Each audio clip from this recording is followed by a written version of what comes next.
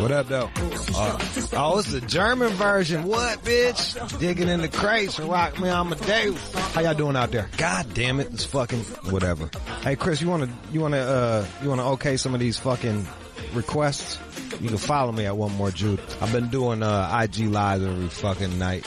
Just talking to people. Just talking to folks. You know what I did last night? I went and ate my homeboy Gilbert, who's a listener of the show. Shout out to Gil.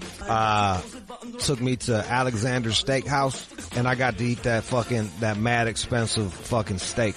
They got some steak, like Japanese steak shit, where they massage the fucking cows and shit and feed them beer. Like, these cows just live the life of luxury. So they're super fucking fat, marbly, and then they kill them motherfucker. It's like Wagyu or some shit like that. Shit was fire, bro. For real. It was one of those deals, cause I can't really even eat steak, but I was like, nah, we finna eat steak tonight. I'm not gonna let that shit stop my dreams. Yeah, that's what the fuck I did. And I talked to you guys on my little Instagram live. So my homegirls got goddamn insomnia, and I take this shit called Phenibut to help with my insomnia. It's like a nootropic. It's like one of them brain drugs. It's legal, and it's supposed to help you sleep. So I gave her some, and then, so I get a text from her. She gave it to her man thinking that she forgot that she had got she forgot that she got it from me. Shit, I forgot that I gave it to her. And, she gave it to her man thinking it was coke. This motherfucker did that shit. He showed up at my house fucked up. I'm like, go to bed, dog. Like, that's like, you just snorted a bunch of sleeping, like, you just did a bunch of sleeping powder, bro. Take your ass to bed. He's like, what's happening to me? I'm like, you did the wrong shit there, champ. I don't know what to fucking tell you, man. He's like, what have you done? And I had to explain to him what it was and shit, and he didn't understand, and I just finally I put him out the crib. I was like, look, man, I gotta do an IG live, man. No sleep last night. My buddy got sleep last night. He came in damn near knocked over 2 of my paintings and shit. I'm like, yo, bro. He's like, you do this shit on purpose? I was like, yeah, and then I go to sleep. Like, take your ass to fucking bed like a normal person, man. I probably shouldn't have sent him back out into the world, but I did not want to deal with his ass. Now, we got my man David Goggins. He is a beast. He is a fucking beast. He came from the soil, built himself up, became a Navy SEAL, Army Ranger, Air Force Tactical Air Controller. Damn, dog. I didn't know you could do that shit. He's not normal. This guy's a fucking monster. He had it bad. He made some shit out of himself. He's a world record holder for the most pull-ups in a 24-hour period. 4,030. You know the most pull-ups I did in a fucking 24-hour period? 20. 20. Alright. So, let's play some music and we'll get my man in. Yo, what's good, Two-Time? What up, G's? How you? Ain't nothing, man. You know me. Same shit, different talk. You are checking out the All Out Show with Rude Jude on demand. Shay 45, I got David Goggins. Did I say your name? Yes. Right. Yes, sir. I always get nervous when you are fucking, you have quite the fucking story, man. Navy SEAL, Army Ranger, Air Force Tactical Air Controller. Yes, sir. Those are all the elite shits. That's what I was looking for. I didn't know you was allowed to do that, bro. Well, you know what? I had to get out of the military and then get back in. So I got out of the Air Force and then went to the Navy.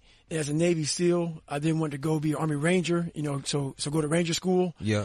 After Ranger School, went back to the SEAL. So it was a whole bunch of moving around, shaking. But I was looking for a whole bunch of bad motherfuckers, man. I was looking for the baddest of the baddest. Did you find them there? You know what's funny? I was looking for them everywhere, and I thought the military is where they be at. Yeah. There's a lot there, but I realized that, they're all over the fucking place. And I opened my eyes up to realize that special ops is, it's a great job and some hard motherfuckers, but they're all over the place, man.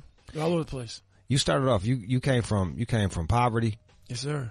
You was fat, abused. Yep. Tell me about that. So growing up, my dad was an alcoholic. Yeah. He owned skating rinks and whatnot. And he didn't so much believe in us going to school.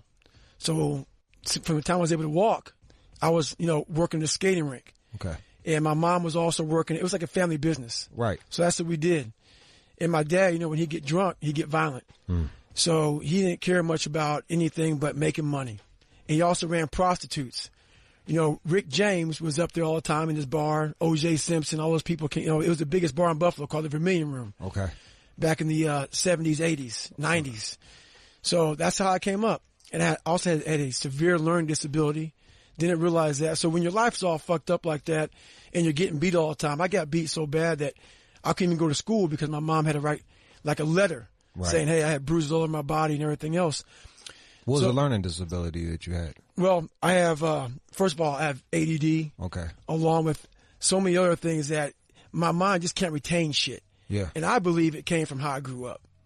I believe toxic stress caused my mind to be just fucked up. I agree with that. Yeah. So toxic stress. So I did like a lot of research on toxic stress. Yeah. And I don't so much believe I was born with a, you know, like a learning disability. I think that being in that environment at such a young age and seeing my mom get her ass kicked, you know, being drugged on the stairs by her hair. Right. You know, all this stuff just jacked my mind up.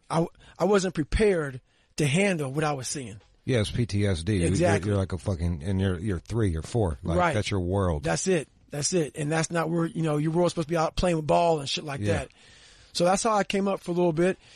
And my mom finally, after my last ass beating that was so bad that almost hospitalized my ass, she said, we got to get out of here.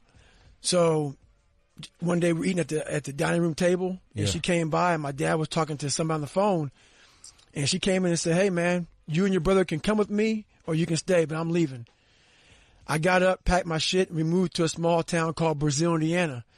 And so coming from that fucked up foundation in Buffalo, New York, I didn't know how to handle where I was about to go. And where I was going was a small town in Indiana where there was about 5 black families. Yeah. And in my book I have pictures of it all. In 1995, the KKK marched in the 4th of July parade. So this is 1995. And I lived in Brazil, obviously, in this little town called Center Point, Indiana, was a big hub of the KKK. So I have a picture of, you know, in the newspaper back in 1995, November, they were burning crosses. And, you know, so I have all this in my book, and this is how I came up. What was that like for you? It must have been fucking crazy. Well, coming from Buffalo, when my dad fucked me up, this was just extra sauce. Yeah. You know, so my mom was working 3 jobs. We lived in a $7 a month place. We were on government subsidized apartment. Right. Food stamps, all that shit.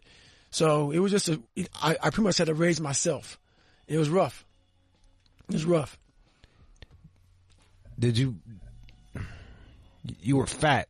Right. Were you eating your feelings? No. So what happened was I was actually skinny at this time. Right. So I was about 175 pounds. Okay. And I gained all that weight after I joined the military. Oh, is that so? Yeah. So basically what happened was my mom met a guy, and just to cut to the chase, we moved from Brazil, Indiana, that small redneck town, to Indianapolis, Indiana. Yeah. A lot more black, so I fell in with the bad crowd. I fell in with the guy, you know, just a bunch of street thugs. Yeah. So I fell in that crowd. But I met, you know, my mom met a guy and he got murdered. So she's about to marry this guy and he got murdered. Jeez, your mom knows how to pickle. Man, seriously. No, it's no joke. So he got murdered. So we moved back to Brazil, Indiana. And so when I was young in Brazil, Indiana, people didn't know about, you know, kids don't know about black or white. Right. But when you become a high schooler and you go back to Brazil, boy, you're a nigger now. So I never knew what that shit was. All this racism stuff, man. I got called nigger all the time. I got my first car, they spray painted nigger, we're going to kill you on it. In my Spanish notebook, you know, I have all this in my book, nigger, we're going to kill you. So I never told my mom any of this stuff. And I was trying to act like somebody I wasn't. Cause you know, you don't want to be a bully. You know, you don't want to be bullied. You just trying to, when you're a teenager, you just want to fit in. You just want to fit in. Yeah. So, you know, I got caught up in 2 different worlds. One world was I let nobody in. I let nobody know how fucking sad I was, how depressed I was, how insecure I was, how afraid I was. Cause, you know, being bullied, man, that's not cool. Yeah. So you kind of walk around, you know, pants sagging, just chilling out. Right. But the other David Goggins was afraid. I had one side that was acting this front, you know, I'm all tough, I'm all hard, but the real David Goggins was fucked up. I knew that I couldn't read and write. I had a 3rd grade reading level, you know, all the way up to my junior year in high school. I copied on every single assignment, didn't go to school. So my life, my foundation was so broken from Buffalo, New York, it just kind of chased me through life. When did it turn? it turned a couple of times. So it turned, I fell back on my ass. My junior year, I said, you know what? I'm going to go into the military. I'm going to go be an Air Force guy, do something in my life. It was called Air Force Pararescue. It's a special operations unit. Okay. So I went to the recruiter. He said, you got to take this ASVAB test. And I had a third grade reading level in high school. I just cheated. Yeah. So I went and took this test, and I got like a 20 on it. I need to get like a 36 on it. So I went back a month later, still got like an 18. Tried to copy on it, all this shit. It wasn't working because they had like test A, test B, test C. So, you couldn't cheat. Yeah. So my mom didn't know how my grades were. She never saw a report card of mine. Never saw one. Because she was always gone, trying to make ends meet. Yeah. So how'd that make you feel? You know what? Just alone. I always felt alone. Okay. And then having, being called these names and shit like that. You just always felt beat up and alone.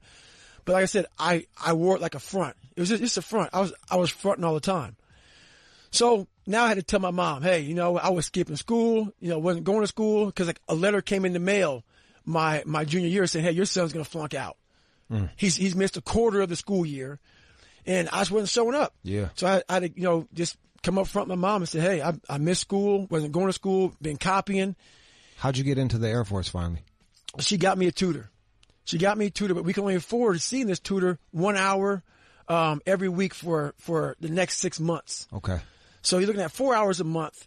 So I started teaching myself pretty much whatever the tutor would teach me. I would take those lessons because I had a hard time retaining shit. Right. So what I had to do is I had to go by the store and buy spiral notebooks. Okay. And I literally had to write down every page and memorize everything she was saying. I wasn't retaining it. I had to memorize this shit. And I realized I had to write it over and over and over again. So it may take a normal person 1 hour to learn. It take me like 20 hours to learn the same shit. But that developed, I started getting work ethic. Okay. Serious work ethic because I had to get the fuck out of Brazil. Yeah. So I started developing work ethic. So I finally get in the military. I passed the ASVAB test. I get in the military, and the job I was looking for was had a lot of water. And there's only like 1% of black people in special operations because of the fucking water. Swimming. Yeah, swimming. Yeah. So I didn't realize this stuff. So now I get in the training, and I'm going through, and I'm keeping up. There's one guy in the class, which is me. That's black. Right. Everybody else is white. And it's about a 10-week program. I get to 6 weeks in it, man. I'm struggling. And it's not just swimming. There's stuff called water confidence, where they put weight belts on you, 16-pound weight belts, tanks on you. And basically they try to drown you almost without trying to drown you. It's basically called drowning me. To me, it's drowning you. So it's called water confidence, doing all this shit, and I'm so uncomfortable. There's about 25 guys left in the class. I'm 6 weeks into it, not sleeping at all at nighttime because I'm afraid of going back to the fucking water. So at this time, they pull us all out, and we get this huge, extensive medical because now we're about to go on through training. And so they draw my blood and say, oh my God, this guy has sickle cell. And sickle cell is like a blood disease. Jesus Christ. Yeah. Man. So sickle cell is a blood disease that some African Americans have. Yeah. And, under stressful situations, your blood could sickle.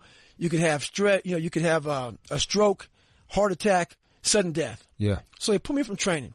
They realized I have sickle cell trait. Sickle cell trait can still kill your ass. So, but they weren't for sure. This is back in the early 90s. Like, okay, what should we do? Some black guys in special forces were dying from sickle cell trait just suddenly. So I was out of training for about a week. So no more water, none of this shit. But I was going to the pool every day watching my guys get their ass kicked. But I went from being very uncomfortable in the water to being comfortable because I'm no longer in the water now. Yeah. So I'm thinking, man, they're going to kick me out of this program. And I was happy because I didn't want to go back in that fucking water again. So after a week goes by, the doc calls me in the office and said, hey, man, you're good. We're going to put you back into training. I'm like, fuck, man, I can get back in this fucking water again. But by now, I'm about 2 weeks from graduation. I'm thinking, what? I can tough this shit out.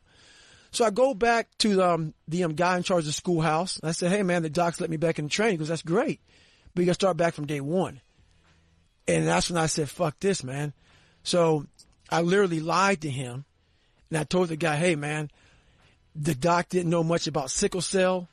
And so he bought off on it and gave me a medical to get out of the program versus me saying, hey, I quit. Right. Because basically I fucking quit. I didn't want to go back in the fucking water again. But trying to front in front of everything and, be a man about it, I lied. So that's when I gained the fucking weight. So I went from 175 in 1994.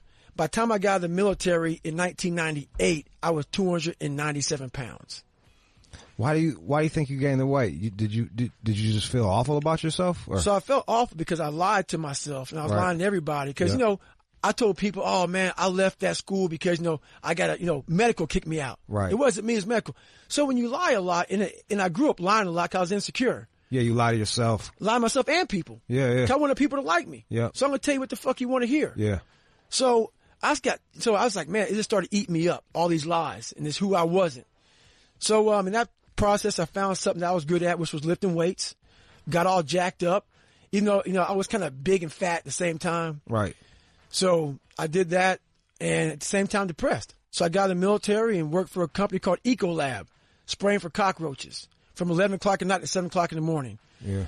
And I woke up one morning, went to work at that night. At 7 o'clock, I'd always come home with a box of donuts and a chocolate milkshake. Turn the TV on, and that's when I found these Navy SEALs going through SEAL training. And that's when I said, I got to fucking change my life. And I started calling recruiters up after one after another. So being brave is not the lack of fear, it's facing your fear. Exactly. What are small steps people can take to get over these humps? Well, the big thing about life is we all live on the surface. We all live on the surface. We don't want to go down deep in that fucking jar of fuck. And that jar of fuck is like my past. I don't want to go back in that shit and face my dad, face the insecurities that people call me nigger, face that, learning disabilities, all the lies and shit. You don't want to go back in there, but going back in there is where you get the truth. Yeah. So a lot of us want to stay on the surface like I did for so many years. Let's stay right here on the surface. That's why social media is so popular. I'm going to show you how great I am. Yeah. I'm not going to show you how fucked up I am. Yeah. But what I do is I show you about how fucked up I am because that's how you figure it out. And that's where it starts. It starts by you looking in the mirror. I call it the accountability mirror. Yeah. Looking in there and calling yourself out. Having thick skin and saying, you know what, man? I am fucked up. I have a fucked up dad. I got fucked up. My dad took my mom's soul. We're all fucked up. And I had to admit it. I had to admit all these things that I was trying to discard. And that's where it starts. It starts there. You have to be brave enough to face who you really are. Yeah. Not who you say you are. Yeah. And brick by brick. Yes. You build. And now it's like you're a motivational speaker. Right. Right. And your story's incredible, man. Like Navy SEAL, Army Ranger. Like, what was the hardest? What did you find to be the hardest? So it's funny, man. I get that question a lot. The Navy SEAL training to me was probably the hardest because of Hell Week. I went through 3 Hell Weeks. Because you got to swim for like you hours underwater. Days. Yeah. Right? So, but Hell Week is 130 hours of continuous training. Yeah. And that happens around the 3rd to 5th week of training. And SEAL training is 6 months long. Yeah. And this week right here, you get about 2 hours of sleep in 130 hours. And they beat the shit out of you. And I'm the only person in the history of SEAL training to ever. So I was in 3, and I got through 2 in 1 year. But through all of that, man, the hardest thing I ever did was I ran 100 miles on no training. So there's so many things. I lost 106 pounds in 3 months just to become a Navy SEAL, just to get in the door to try to be a Navy SEAL. How'd you do that? Just crazy fasting or what? Yeah. So like I said, I got home, watched these shows on Discovery Channel about these Navy SEALs and shit going through training. And I was about 297 pounds. And I started calling recruiters up, and I was getting laughed off the phone. It was like, shit. Yeah, you fat, why the fuck are you calling here telling me you want to be a SEAL? You're fat. So basically I found one recruiter was like, hey, this is great. You want to change your life, but you got to lose this weight in 3 months because of my age and this special program I was trying to get into. So I went home and there's no way I can do it. And I went back to work that night and spraying for cockroaches, man. I found the mother lode, and they were everywhere in this building. So I quit my job that day. And I said, you know what, man? I got to man the fuck up and try to make this happen. It wasn't like Jenny Craig. It wasn't like I had money to go, to get a trainer. Nope. None of this shit. I had to man up and do it myself. You had to parent yourself. Exactly. And that's how I became a motivational speaker, because I'm not a theorist. There's a bunch of motherfuckers who read books and tell you how the mind is supposed to fucking work. Yeah. No, I'm a practitioner. Break it down. I had to go to work on myself. Right. I had to put myself in hell and see how my mind thought in the worst of times. And then that's how I realized, okay, I'm in this fucked up spot right now. How am I going to get, I'm not going to quit anymore. Right. So how am I going to get through it? How am I going to develop these different mind tactics to get through the fucking shit I'm in right now? And that's how I started figuring out life. Start figuring out the human mind and different limits to it. What are you most proud of? I'm most proud of my life. I'm most proud of my life, which is why, my book's called Can't Hurt Me. And was writing the book hard for you? It was very hard. Yeah. Because I had to go back and I couldn't stay surface. So when I speak to people on my speaking tours and whatnot, it's surface. Yeah. I'm giving them a quick story. Yeah, I couldn't read, couldn't write, blah, blah, blah, blah, blah. I had to go through and get down to the actual sewer of all this shit. Yeah. It's easy to talk surface, but the sewer's evil. Sewer's got rats and shit down there, man. You don't want to go down there. Yeah. So I had to go down there. Yeah. So writing the book was hard, but that's why I also turned down a $300,000 deal. So one of the top 5 companies called me up. Hey, we want to buy your book, $300,000. And a guy who was $7 a month place, man. I'm still paying rent and that shit in my mind. Yeah. But why'd you turn it down? You know what? I started going through my whole life. I started writing my book before the offer came. Right. And when you go down to the sewer and go down to the fucking rats and you see how the fuck you had to pull yourself up out of this shit. Yeah. I realized there's no fucking price tag on that, man. $300,000? You better come a lot more than that. Cause that right there is tattooed in my brain. That's my biggest trophy. Everybody says, oh man, you ran 205 miles. You did 4,030 pull-ups in 17 hours to break the Guinness Book of World Records. All this shit I've done. All these human feats I did. I came for some fucked up foundation and formulated this fucking guy. It's crazy. It's funny how some of your inspiration came from like watching television and seeing like, oh, that's possible. Right. I found for myself when I was like in like loser victim stage, it was like I didn't know. Sometimes you can't see past your block. Exactly. You know what I mean? You don't realize that the world is bigger out there. Huge. You don't realize that there's way more options. Right. Like you can do anything you want to do if you're willing to 100%. work and sacrifice. You're right. But like it's there, we walk around with these cages on our heads. Yes, sir. And it's funny that you were able to see you're sitting there in the depths of it, fucking fat as hell, killing cockroaches, a television show, and you're like, fuck, I'm gonna do that. Exactly. Because what it is it was by chance that show came on when the world wasn't consuming my brain. Right. So we always, like for instance, man, you can live in a beautiful place, $3 million, have a beautiful wife, beautiful kids, everything else. But we focus on that one single thing that's fucked up in our life. Yeah. And that becomes our whole fucking life. Yeah. Is that one thing that's not right versus looking at, damn, I have it all. But we focus on that one single point in our life that's not cool. And it may be like, it could be anything. I mean, it's something stupid. Yeah. And that's what our life is now. Our life sucks because that one small thing that means nothing means everything now. We lose our vantage point. We lose our focus on where the fuck we really are in life. And that reality becomes our real reality. Right. But it's a false reality. But it becomes real to us. Do you think it's a lack of being grateful? It's a huge lack of being grateful. And it's a lack of taking a step back. Take a step back out of your fucking life and look what you've created. Look what you've done. Or vice versa, look how fucked up you are. Right. Look what you've done. Look how, you know what I'm saying? Versus look what you've done. No, motherfucker, look what you've done. Yeah. And stop blaming your dad. Stop blaming your mom. Stop blaming people who call you nigger or whatever the fuck they call you. Right. It's now yours. They're not coming back to save your ass, man. No one's coming back to miracle your fucking ass to the promised land. You're on your fucking own. And that's what I realized. All right, motherfucker, what are you going to do, Goggins? What are you going to do now? And that's where the real journey begins, is when all the chips are stacked up against you, man. Yeah. And you put everything on Goggins, on yourself. Yeah. I put everything on David Goggins. Every last damn I have. So you know what, man? I'm going to put it all on me. And that's when you start to work. That's when you go to work. When you start putting everything on yourself. Yeah. When did you feel like you had finally enough when you finally got that confidence? Was it passing the seal thing, or do you still doubt yourself? I doubt myself every day, man, because some of this stuff is just tattooed on you. Right. But that's why every day you have to go out there and go to war with yourself.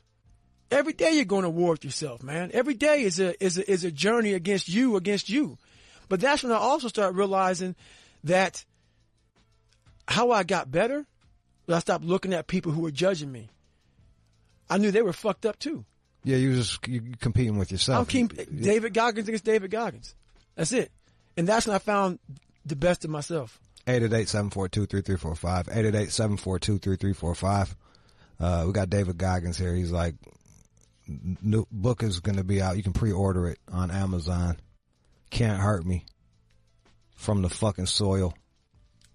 I love the no one's going to save you shit, bro. I love that. No. Because it's the fucking truth. It's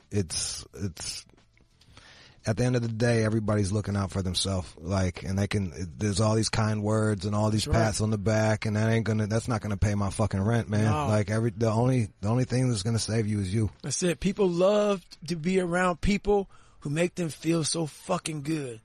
They love that shit. Yeah. They don't want to surround themselves with me. They don't want to surround themselves with me, man. I've been the fucking sewer, man. I'm gonna tell you about yourself because I know how fucked up I am. So I'm gonna definitely tell you how fucked up you are. Do you do that? Do you do personal sessions with people? I do, but very select people. God, I would hate to do one with you. Because people can't handle it, man. I would fucking hate to do one with you.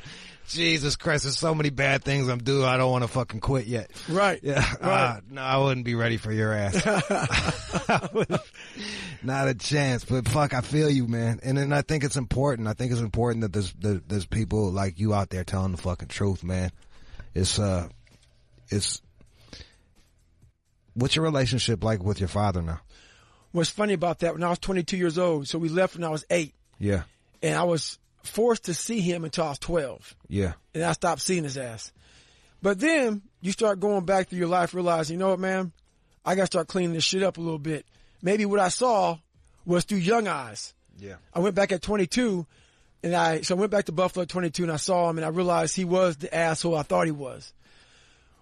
He never said sorry. None of that shit really went down, but I kind of forgave him in my mind. Yeah. Just to move on. He died about 3 or 4 years ago. I didn't go to the funeral. But in my mind, I forgave him. I had to move on because I realized it wasn't me. He had demons. We all have demons. Yeah. To be that evil and be that vicious and be that sadistic, he had fucking demons. It's kind of crazy. It's like that's something when people deal with their parents, man. It's like they're operating the best they can. That's right. You know, like they're operating the best they can, and some people just are broken, and they fuck you up. That's it. In turn, and it feels so personal, but like they're just built that way. It's a true statement. Let's go to Isaac. Hey, Jude, how are you, man? You got David Goggins here, man. Holla at him. Hey, how's it going, Dave? I just got a question about confidence, more specifically. I have a disorder called alopecia areata, and I'm just wondering how to like present myself. Like I wear a hat, I like cover myself, type of thing. Like how do I kind of present myself to other people to make myself feel confident? You know? How you feel confident, man? Take that shit off. Take that fucking hat off, man. Walk around. So the one thing I realized is I love to put my head down back when I was young, and people would say, you know, people would say shit to me. So when your head goes down and you hide who you are and your shoulders slump forward, I believe in body position. What that means, I believe in my shoulders back, not my chest out saying, look at me, I'm proud of myself. I'm not saying be cocky, but you need to own whoever the fuck you are, whatever the fuck you have. You need to own that shit like it's a fucking badge of honor. Okay. And so what you're doing right now, man, you're allowing people's fucking, whatever their reality is of you or whatever the fuck you may have, who gives a fuck? And see, that's you. What you have is who you the fuck are, man. You got to own it, man. And if people don't like it, man, fuck them. Just say fuck you guys, basically. That's all you're saying. By you not wearing that hat and you hiding who you are, you're saying go fuck yourself. Okay. Thank you, man. I appreciate that. Yes, sir. That's good shit, bro. Good shit. 888-742-3345. 888. I remember, I always make this, it was, and it's like he's not fooling anybody either, bro. No. I remember being a fat kid swimming with a t-shirt, like trying to, you're not fooling nobody. Like everyone knows that you the fat ass. Right. You know what I mean? Like, just claim your shit. And That's then it. once you start claiming it, that's when you can start fucking owning your shit. And you take power away from people. That's right. You take the power away, like, hey, motherfucker, I know I'm fat. So what? Now what? Straight up. 888-742-3345. JT. Yo, hello? Go ahead, Yo, JT. what's going on, man? Yeah, I got a question for David. Yes, sir. Yo, I'm listening to you on the radio, man. It's definitely a moving situation. My question to you is, how do you get yourself out of the mindset of living in poverty? Like, I grew up in that. Like, your story is almost a little bit different than mine, if mine ain't worse. But I'm older now. I'm smart. Like, you know what I mean? It's a struggle. It's a hassle even putting one foot forward. Right. How do you get out of that mindset? Well, I never got out of it. Poverty is what kept me moving forward. Is the fear of being broke something that pushes you? Not at all, man. Okay. I no longer fear being broke because I've been broke. I no longer fear anything, man. So the whole thing about what you're saying right now is I get what you're saying because that used to be my whole mindset. But all that right there. Go ahead. I think I'm a little bit past the mindset of poverty. I mean, poverty is going to be where it is. To me, it's like poverty is poverty. It's somewhat of a choice, man. You could choose to stay at that spot, or you could choose to get up and put one foot forward and be like, man, just because I live around it or just because I'm around it don't mean I have to be a part of it. Right. My thing is, man, I'm crazy smart. I got kids now. Like, I done been through some things. Right. How do you put that smarts to, like, man, I'm capable to do a lot of stuff. Like, I'm crazy into stocks. I'm into car sales. I'm into business. But it's like when you live in that everyday life, coming from what you come from, coming from this struggle, coming from that struggle, then you get up, okay, man, I'm gonna forget about what happened yesterday. And you got 10 things that's going on today. You got this problem going on. Right. How do you, how do you, like, you know what, man, regardless of what's going on, I got to get to this point. Like, that's where I'm stuck at right now. Well, the big thing about it all, man, it's an easy answer to that question. Life is one big test. Life is one big test, and right now you're being tested. It's about how you come out of it. That's how you start to gain calluses on your mind. So I did 67,000 pull-ups in 9 months in preparation to break the pull-up record. I gained calluses on my hands. Calluses protect your hands from what's about to happen. You have to callus your brain. Right now, you are in the ultimate callus right now, man. Life is giving you a gift. It's callousing you right now, man. It's callousing over the fucking victim's mentality that we all have. You got to learn to take all these gifts and not look at it as, man, look at all the poverty, look at this, look at that. Oh, man, God, you hooking me up. You give me all this fucked up shit, man, so I can turn it around and make it gold for me. It's the ultimate training ground. It's how you look at your fucked up situation. To me, it was the ultimate training ground. Jeremy in Canada. Hi. Thanks for taking my call. I just wanted to say I've been mentally abused by my mom when I was younger, and I still suffer through it as an adult. Okay. Like, when I make a mistake, like, I can still hear my mom telling me, like, you're stupid, you're no good, right? Stuff like that. So, all right, think about this, man. I just don't know how to get over it. Think about this. She was a mean person, obviously. Well, yeah. What do you think? Now, you're not looking at it right, man. That's how you look at everything in life. Your mom went off like that on a kid. You were a kid, right? Yeah. What kind of fucking person who has any kind of sense or any kind of pride, any kind of dignity, any kind of code or ethics about themselves says that about their own child? You are valuing the opinion, I hate to say it, of an idiot. Yeah. Think about that. That hurt you? Imagine what the fuck she was going through in her life to be saying that shit to you. She was going through something so evil and so sadistic that she was able to say it to her own child. You need to look at that now and where you're at, pull back from it and say, man, my mom was fucked up. She has some serious issues because anybody that has any kind of right mind, they're trying to help their child. They're trying to, give that child the right foundation. Everything she said is different. If you respect that person, you can't respect a person like that, man. So that right there, there's no value in what she said. that's why it hurts so much, because it came from my mom. You know what I mean? Yep. But guess what? And it just really digs me. It really digs into like my core of my life now, because like every time I make a mistake, like, I'm beating yourself up. In the head. You gotta be kind to yourself, man. You gotta love that little fucking 4-year-old inside of you, man. You gotta be kind to yourself, man. Yeah. Well, I really appreciate you, and Jude, I really appreciate you too, man. Your show helps me get through the day. But thank you. Man, keep your chin up, bro. All right, bye.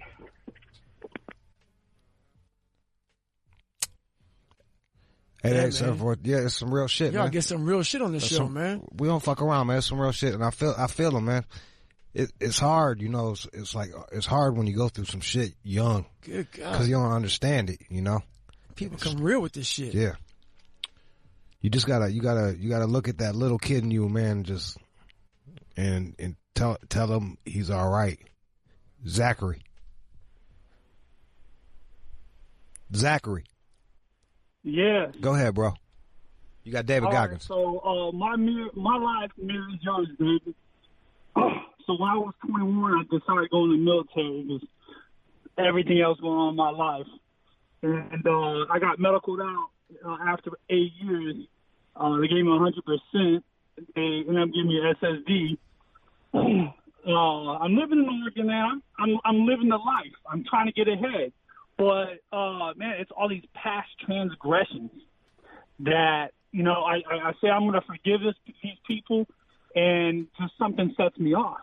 It's like so many people don't realize that their life is at hand right now. Right. You know?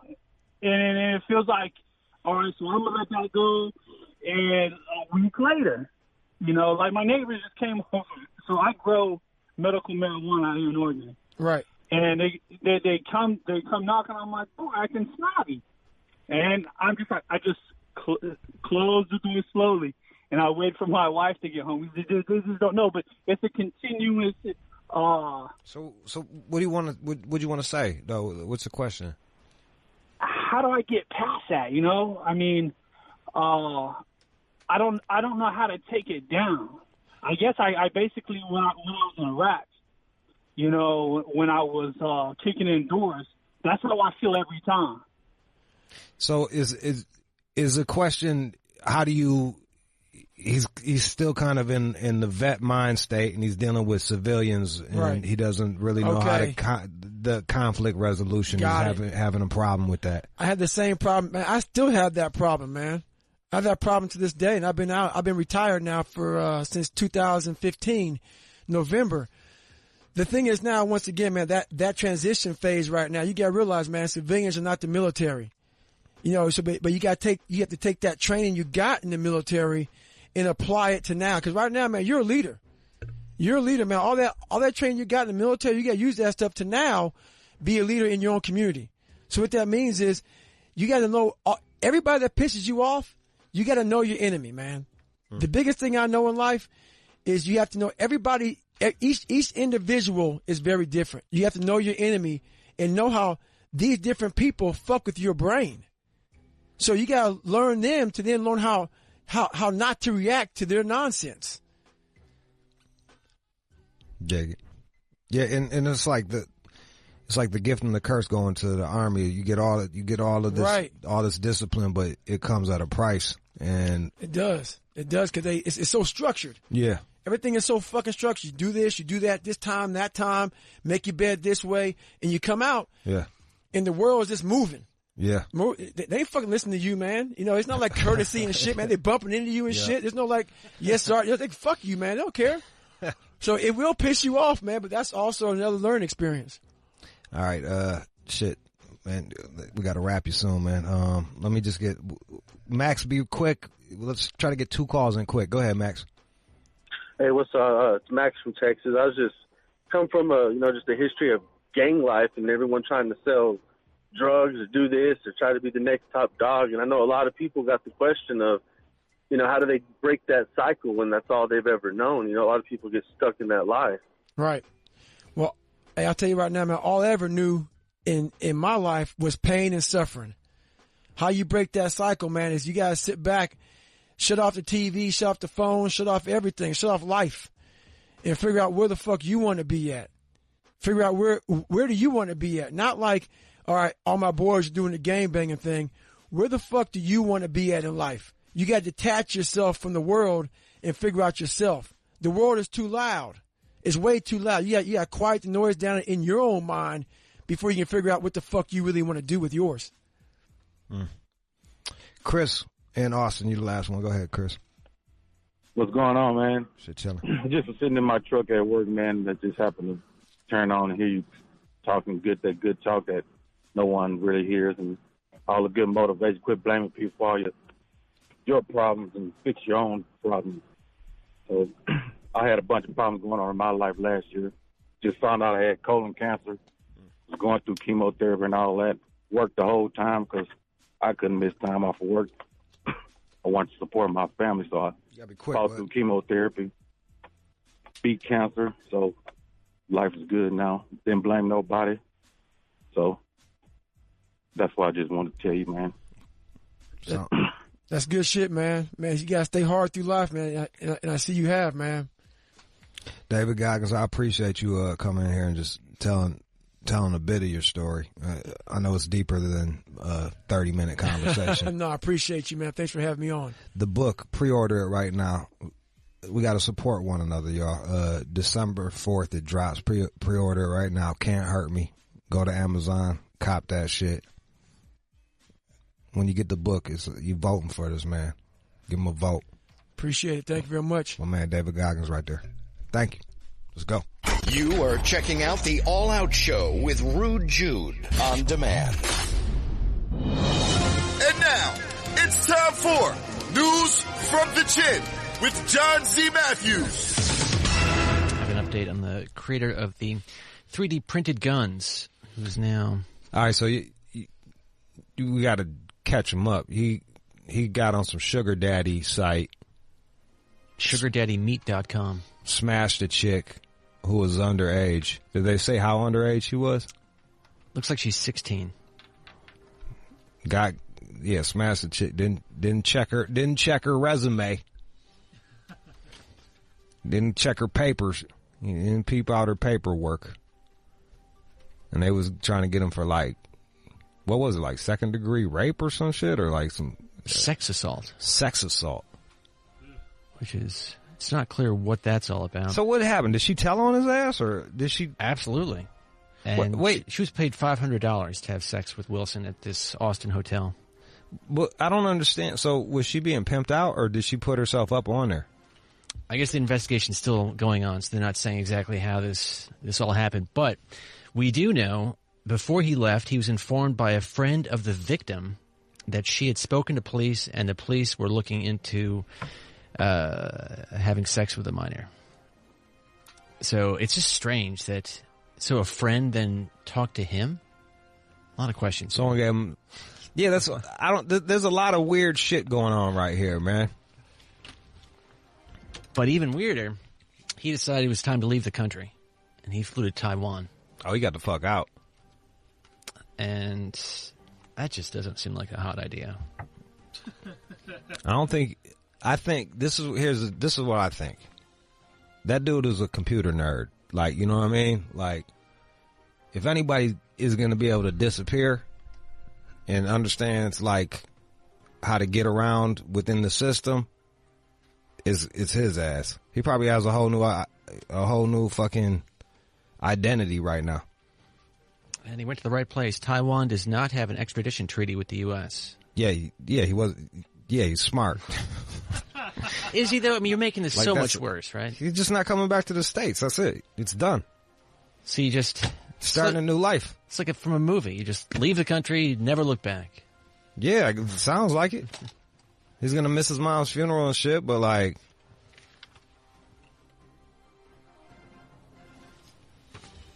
I guess.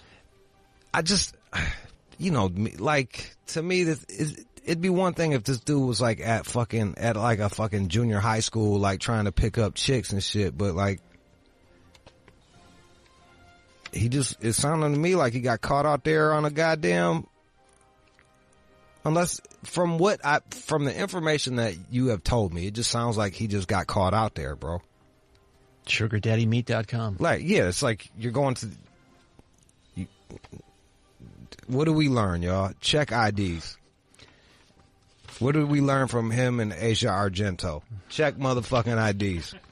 16 looks young. Come on. Bro, you can't tell no more, man. I guess with makeup.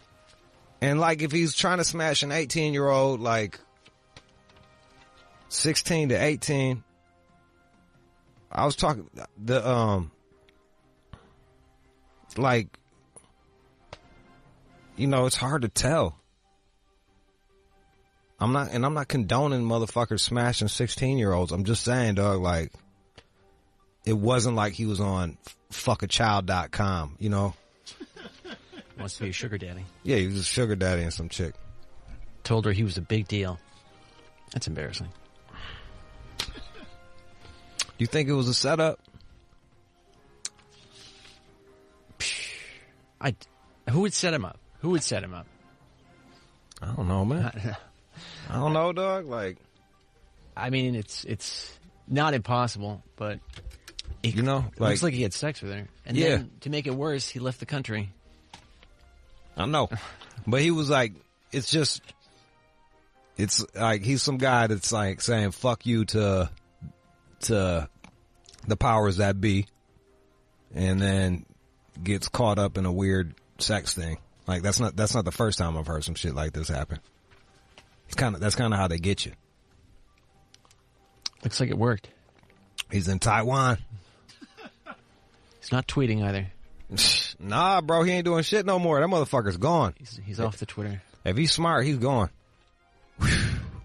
Disappear. If you were to bet on this, though, do you think he'll get caught? If he stays in Taiwan, what they gonna do? Come get him? And if they come get him, that means they really want his ass. Cause there's like there's like murderers and fucking drug kingpins that they don't come get. You can find those 3D designs fairly quickly. I looked them up. I was going to download them, but that even might be a red flag, a crime or something. Yeah. No, you can download them, but like you don't want that. You don't want to get flagged. Not in the office. I do it. This is the best place to do it. Is in the office. I guess. But like I was doing it for work. I use that excuse a lot. Yeah. I want to press my luck on that one. It's true. Got pouring up on the desk. People walk by. I'm like, no. Huh. All right, well. Big deals in Taiwan. Give me a different story. I have a list of the most stolen cars, the 10 most stolen vehicles in 2017. It was like the Honda Accord. How'd you know that? Mexican motherfuckers out here, bro. They be getting them motherfuckers, bro. Don't even get a Honda Accord, man. Don't even do it.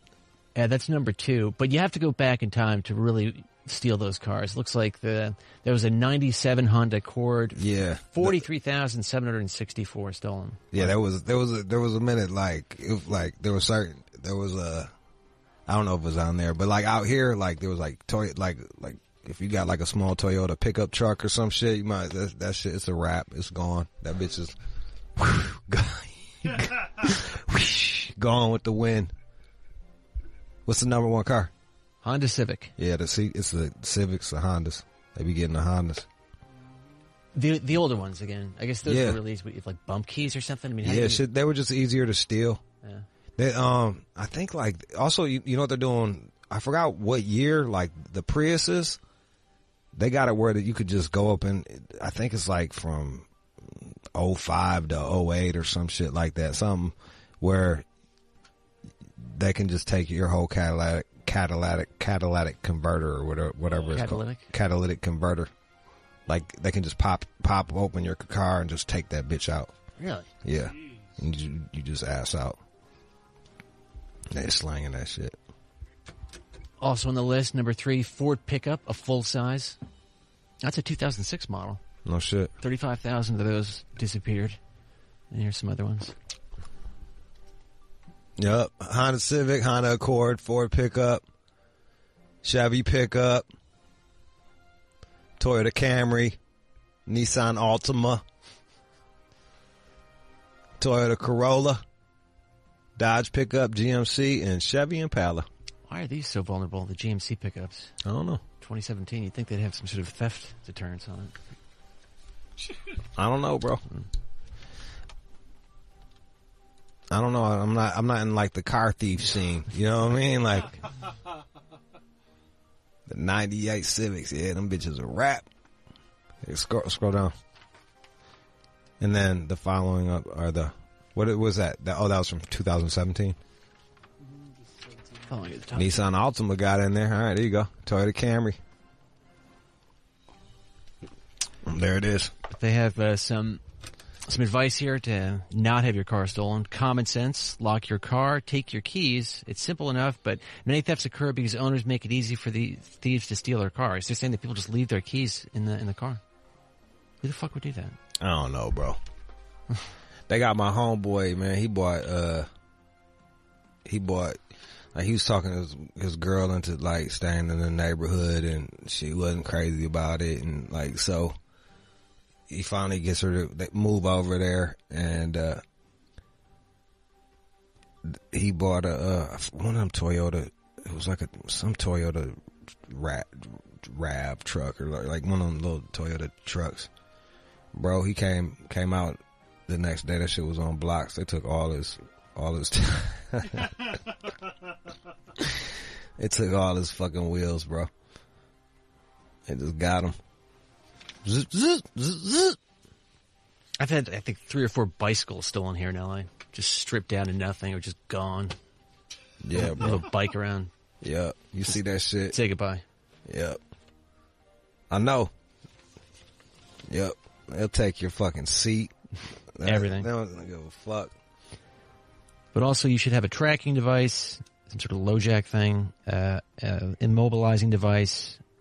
You can kill the car. Who's gonna put a tracking device on a 97 fucking Honda? I don't know. People it's just 20 years old, bro. Do you use a LoJack or anything like that? Nah, I got full auto insurance. I don't give a fuck. Yeah. When you lease, they make you get full coverage. So, like, what the fuck does it matter to me? I'd finally get a car alarm, a warning device to let you know that someone's watching, I guess. I used to I'd have my cars broken into out here a lot, but not fucking. Smash the windows, or how'd they get in? Yeah, busting out the windows. Oh, that sucks. Yeah, bro. Yeah. One time, it was back in Michigan, the door was open, and they still broke the fucking window. They didn't even bother to check the fucking door. It was like, door was open, man. I was like, come on. Fucking sucked. Seems like middle-aged drinkers are more concerned about their embarrassing behavior resulting from drinking and getting wasted than the health risks associated with drinking all the time. Once you get to this stage, it's like, fuck it. You know what I mean? Like, it's a habit. It's a lifestyle. You're middle-aged. You've been drinking for this long. But that's the problem, though. Someone like myself, I'm bulletproof. But my liver, not so much. Your liver's hollering. Is there anything you can do to help? What do you mean? Like, is there vitamins or anything you could take to help curb this shit? Yeah, I'm sure there's some tincture somewhere that claims to flush out your liver or some nonsense. I think just stop. Cooling the drinking is probably the best idea. You're not going to do that. You're an alcoholic. But there's a lot of truth in this. I mean, I can keep it together, but a few nights when I do lose it, it's just the worst. Falling off a bar seat or something, it's just fucking embarrassing. Texting me mad late at night and shit. Shit like that. Just so you know, man, I got your back. Oh, God. I got your fucking back. See? I'm feeling it right now. Yeah. Fucking go to the mat for you, man. Fucking got your back, Jude. I'm like, take your ass to sleep, Jonathan. Stupid.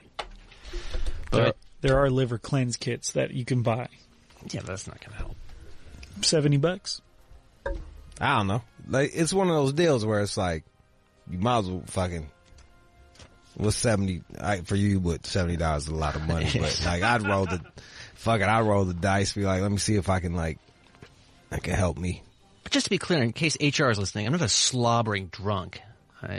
In case HR is listening. Bro, you've had like a billion fireable offenses. I don't know about that. Yeah, man. Yeah. Fucking a billion.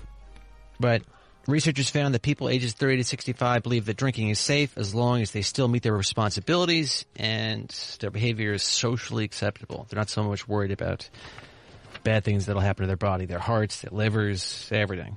Yeah, drinking is awful for you, but like, what the fuck, man? We all gonna die. You ever see them healthy motherfuckers? Sure, I know them. That shit look awful. What? Wait, what do you mean? People exercise? Just their whole fucking shit just looks like, I'm like, man, that shit is, like, I guess if that's their deal, like, that's cool, but, like, no drugs, no this, no that, fucking, I'm gonna go hike up a hill. Like, all right, you at the top of a hill now. Congratulations. They seem perky. That's that was when Tinder was popping. Like, if a bitch was on top of a hill, I would not swipe on her ass. Cause I'm like, I'm not climbing no fucking hills just to fuck, man. Oh my god.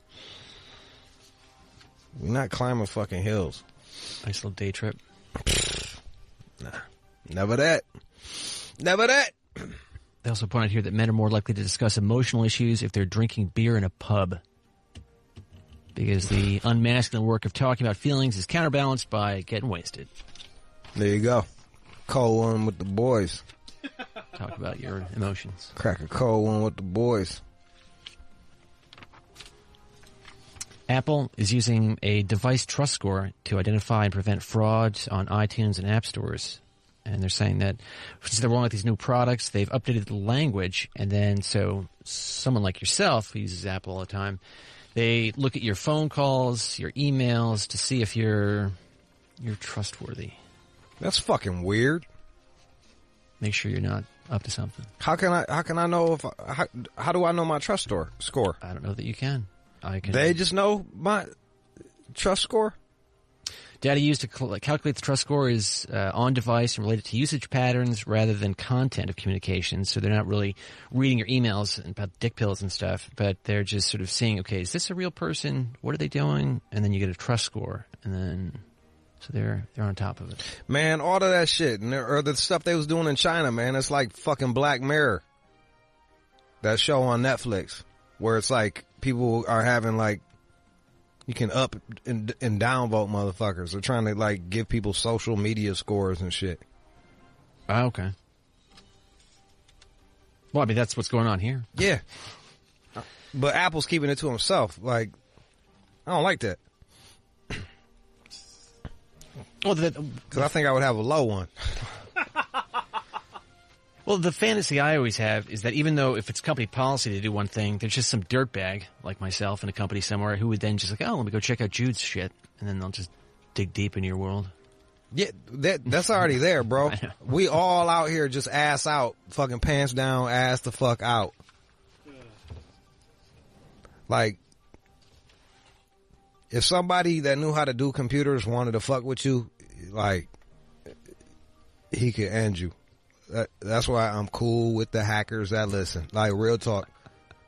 When that girl doxed me, we got hackers that listen, and like they was doing shit I didn't know was possible to her. They was remixing numbers and shit. They was fucking. And that was just lightweight getting their ass back. So yeah, man. Shout out to all you hacking ass motherfuckers. I don't know about this whole score shit. But according to Apple, a lot of work went into building a trust score that provides the company with the tools to detect fraud while also protecting user privacy. They're going to be like, what is this K he's talking about? Is this guy in the Klan? You think I'm a white supremacist? All the fucking K's on my text and shit. But do you really talk about that kind of stuff in text and email? This depends. You don't have Signal going or some sort of encrypted action? Yeah. And yeah, no, it just depends. Whatever the person's comfortable with. Like, whoever I was, like, everybody I dealt with was different. So,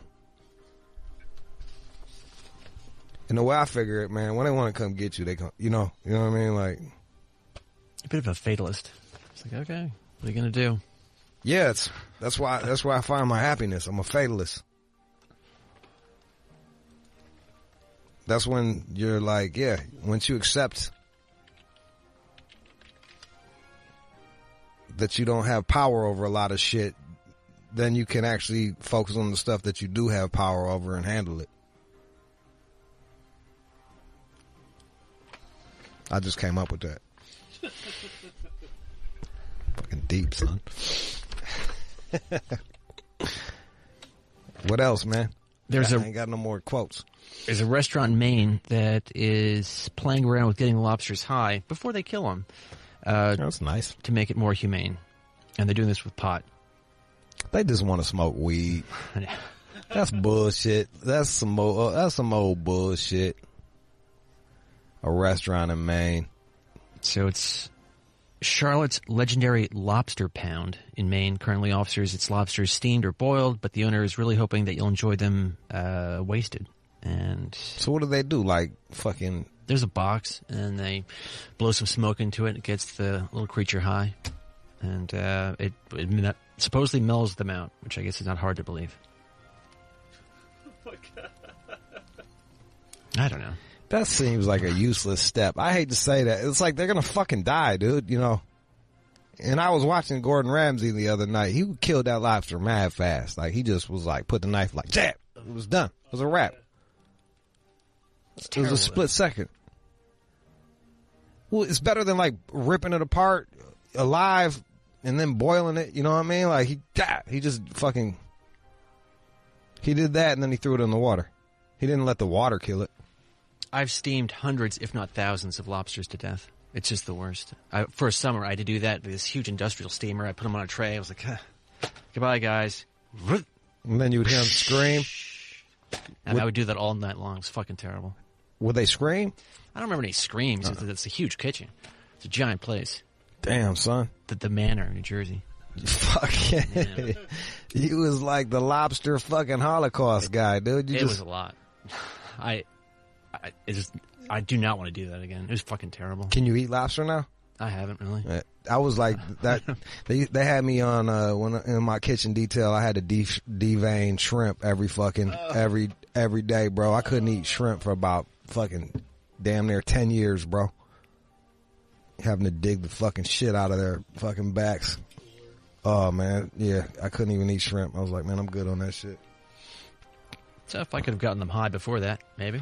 I don't know. They would have killed their high. Hey guys, just like, come on over here. This fucking boiling water is killing my high. I'm fucking dead now. There's John. Where's he taking us? Oh, it's so dark. Sorry, everybody. Damn, dude, you the lobster killing fool, man. Oh, that's terrible. I've never killed a lobster. You're kidding? Really? Yeah, I don't know what I don't know how to make a fucking lobster. I wouldn't even. Yeah, like I was vegetarian for so fucking long. I don't know how to cook meat. Well, they are saying that the high lobsters really seem sort of chill, and that they didn't attack the other ones, even with the rubber bands off. So. There it is. Get them high. I wonder how much they give them. They don't say that. I don't think they just gas them out with it, but always whoosh. I don't know. Just blow that shit in. A big ass box. So there would be a gang of lobsters. I was about to say, because that seemed like a pain in the ass. I thought it was like a shoebox and they would like blow a blunt. Just blow a blunt all in the shoebox with a fucking lobster in that bitch. It sounds like their operation's way better than what I was picturing.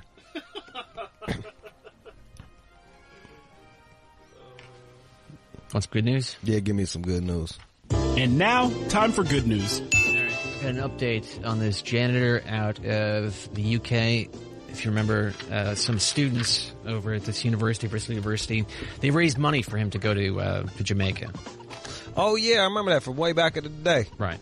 And so I can play that for you, but that's, just, he gets the gift. All right, let's play the little thing where he's just getting the gift. Right, it's like $2,000. This is from all the students at Bristol University. No, I'm not going, but, when you think like this, that somebody loves you. Man. Come here. God bless, man. God bless. God bless you. God bless. I want to say thank you for everything what you done. And God bless every one of you. Everyone. That's cool. That's nice. Hell yeah, man. So he hadn't been home in a while, 4 years. So they raised money for him, and he finally made it. And now there's some photos of him enjoying his time over in Jamaica. Oh, bro, he's crushing. See? Yeah, he's got the motherfucking. He's in the like the cabana with the matching robes with his wifey and shit. Yeah, living a life, bro. You can do this for $2,000 in Jamaica, really? Wow. Yo, he probably had, the $2,000 was the tickets, and then, Oh, okay. And he knows people there. Yeah, I'm sure. Dude's Jamaican. It's not like he's gonna be in the fucking tax you resorts. He probably knows the good spots to go and go chill for cheaper. That's cool, man. So it really happened. He went back to Jamaica, hang out for a little bit. Damn, took his wifey, the whole nine. Congrats. Another story where people are giving free shit. John. I like this guy. I'm just saying. It's a trend with you, John. Helping out humanity. Yeah. All right. That's a new